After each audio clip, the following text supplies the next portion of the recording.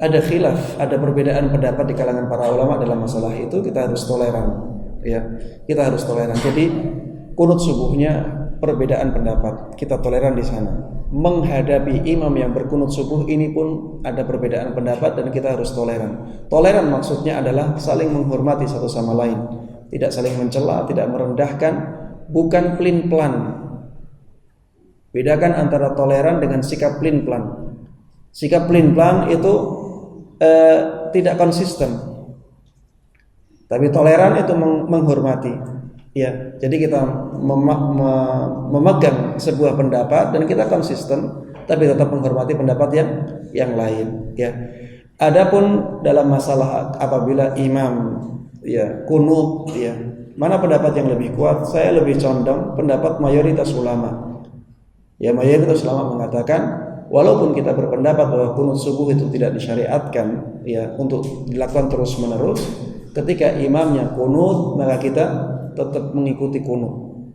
Kita tetap mengaminkan, kita tetap mengangkat tangan, ya. Ini pendapatnya mayoritas ulama. Syekh Utsaimin mengatakan demikian. Syekh bin Baz mengatakan demikian. Syekh Shalih Fauzan mengatakan demikian, ya. Syekh Albani tidak, ya. Dan para imam di zaman dahulu juga demikian, ya. Mayoritas mereka mengatakan kalau kita, ya, sholat di belakang imam yang kunut, maka kita aminkan kunutnya, walaupun dalam pendapat kita kunut itu tidak disyariatkan untuk dilakukan terus menerus ketika sholat subuh.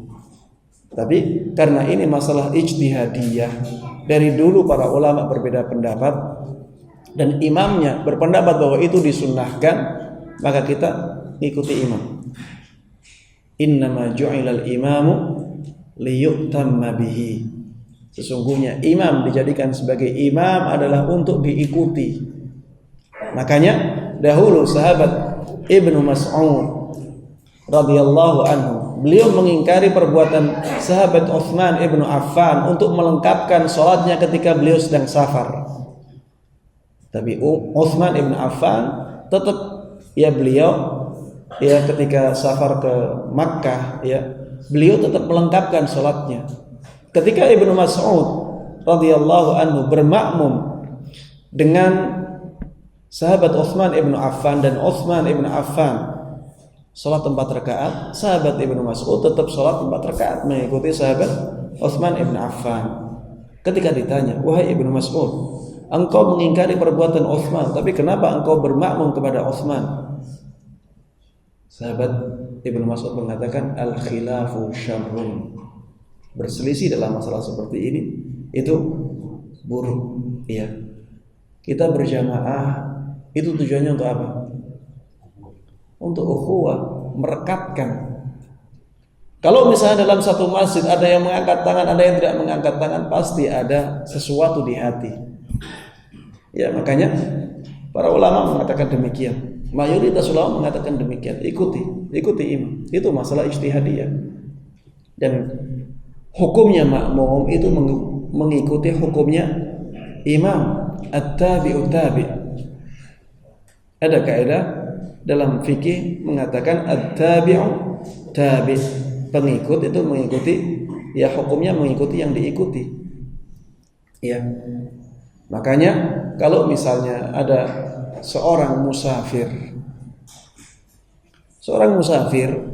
kalau dia sholat asar misalnya sendirian, bagaimana sholatnya? Dikosor.